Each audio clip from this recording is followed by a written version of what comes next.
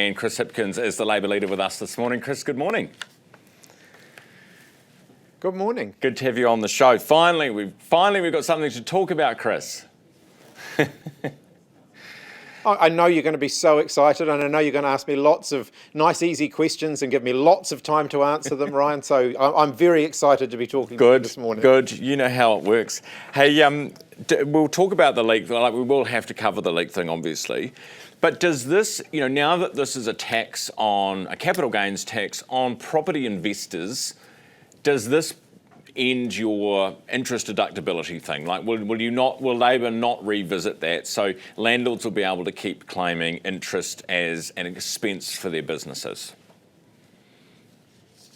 That's actually a separate issue to a capital gains tax. So you won't be able to claim interest against your capital gains tax. Whether we make a change to being able to claim interest against your property's expenses, which was the change the current government have made, we haven't set out our position on that yet. We'll do that when we set out our fiscal plan, which will show how we're going to balance the government's books, pay for the commitments that we have made. That'll be alarming for a lot of particularly younger property owners. I spoke to some of them yesterday, and their argument is this. If you can't claim the interest expense, which any other business would be able to do, then it becomes very difficult to provide housing for people. If you're also, and you get your money through a capital gain, if you're being hit with the capital gain and the interest deductibility, then these young people will be left high and dry. Meanwhile, your more affable, perhaps older generation of property investors don't necessarily have mortgages. So it's those younger ones that would feel that more than others. Do you have a clear message for those young people today? Well, I haven't set out, and Labor hasn't yet set out, our position on that broader issue around interest deductibility, and we will do that. Should they be worried? But what I do want to say to everybody around the housing market is Labor's position is very, very clear and very principles based, which is houses are homes first, investments second. And unfortunately, this government have it the other way round. They think they're investments first and homes second. And that is not the way it should be. I want people to have secure homes that they can afford, and I want more New Zealanders to have the opportunity to buy their own homes. You have several times in the last 24 hours referenced Australia and said, look, they did this in the 1980s and they are seeing the benefits of it. Do you know what the median house price is in Sydney? I don't memorise world house prices. House prices around the world have gone up, and we're not comparing apples with apples. Incomes in Australia are higher. Overall taxes in Australia are higher. You can't always make apples for apples comparisons, but when New Zealand, the point that I've been making there is New Zealand's one of the few countries in the world that doesn't have a capital gains tax. It's hardly a radical policy to introduce something that the rest of the world's been doing for a long time. It was $1.9 million is the median in Sydney, 900,000 in New Zealand. The General Practice Owners Association says that your figures are highly ambitious. This is on what you want to spend that money on. Their biggest concern, GPs are not going to have the capacity to deal with the 4.5 million appointments annually that you estimate you'll need. So which GPs did you ask about the policy? So nzherald has been working with representatives of the GPs, including GP practice owners and their associations. The estimate of 4.5 million is the number of visits that we believe that we can free up by providing new tools to GPs around how they manage GP appointments.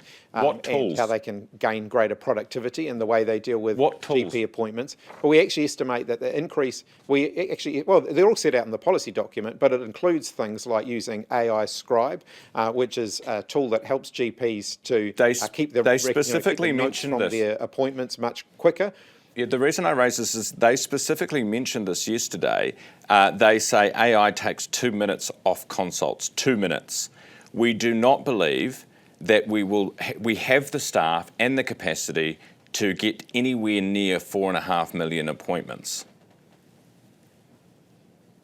AI Scribe is only one of the things. Then the triaging tools that we're going to be funding to make them available, that's going to save more visits. There's a whole, the policy document sets out a whole list of things that we're going to do. Not one of them is going to free up the appointments. In combination, they will help to free up more appointments. So, and how much is, so the triaging, we've got the scribe, and we're getting 4.5 million extra appointments. And so how much does that cost for the triaging and the scribe and the other little bits that you're talking about?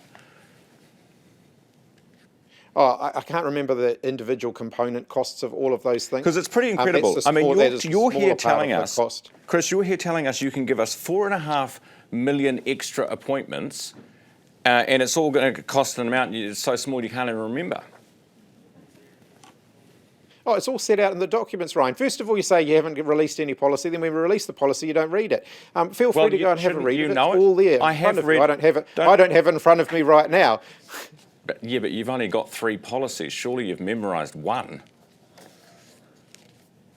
Look, I don't memorise all of the individual costs of every individual line item, but I can tell you that the main bulk of that cost, which is about $550 million a year, is the cost that would go into the GP practices to help to basically make the 3 free appointments available to all New Zealanders.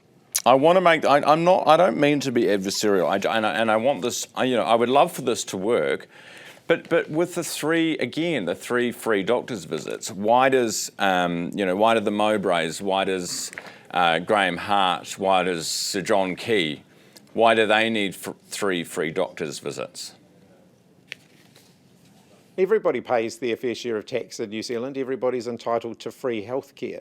The free health system should be available to everybody, and it shouldn't be means tested. It should be available to everybody. I think it's a basic principle. Everybody's entitled to good quality, free public health care.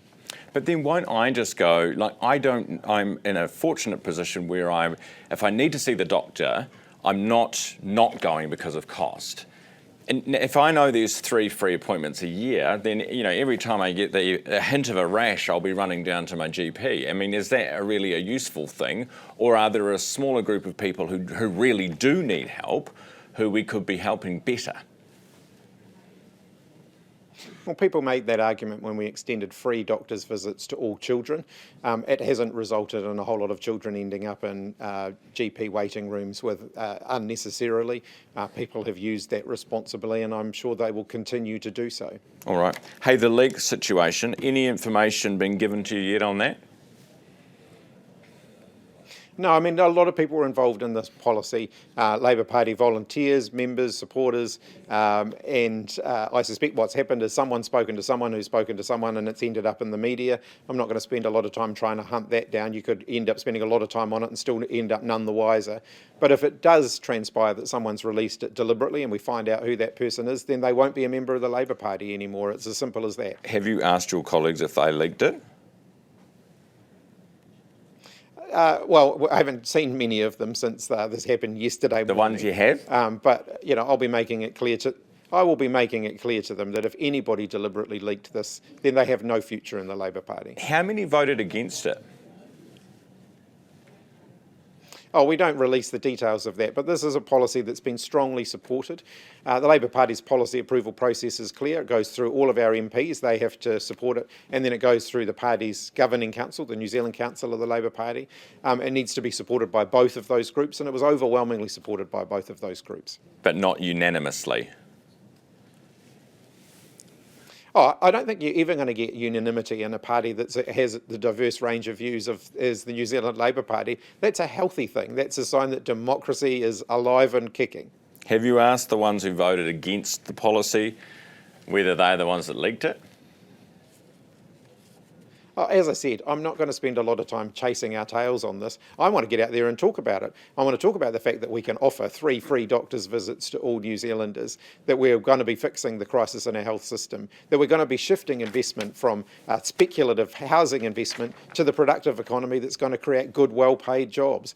That, I think, is what New Zealanders want to talk about. I don't think they really care about leaks. I think they care about what we want to actually do in government. All right. Hey, just one very quick thing, because we did mention this yesterday. where you didn't turn up for, normally we chat to you on a Tuesday and then you didn't come on Tuesday. It was a bit weird because you had the policy released, but we were told the night before it was something to do with a school appointment or something like that. So what was the story there? No, it was quite simply that the policy was going to become public, and we needed a little bit of work to make sure that we finalised it so that we could release it yesterday morning at 10:30. Because your office told us the night before at 7:45 that it was something to do with your child's school event that you had to be at. Is that news to you?